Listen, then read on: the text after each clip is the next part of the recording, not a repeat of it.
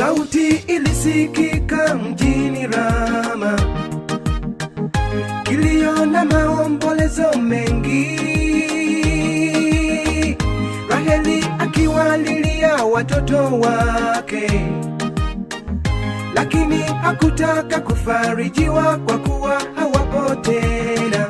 Bwana asema, hebu zuia sauti yako, usilie mama, na macho yako kamwe yasitoke machozi, tulia, jipe moyo. Bwana asema, hebu zuia sauti yako, usilie baba, na macho yako kamwe yasitoke machozi, tulia, jipe moyo. Maana kazi yako itapata thawabu, na kwa nguvu mpya utainuliwa tena. Wakati tulionao si wa kuomboleza tena, siku za kilio zimepita, zimekwisha.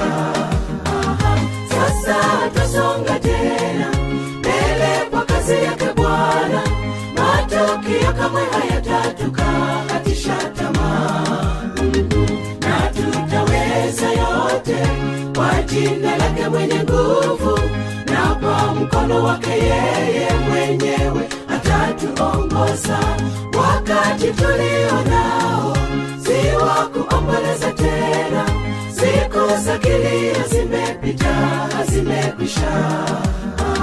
Sasa tusonga tena mbele kwa kazi yake Bwana, matokeo kamwe hayatatukatisha tamaa, na tutaweza yote kwa jina lake mwenye nguvu, na kwa mkono wake yeye mwenyewe atatuongoza.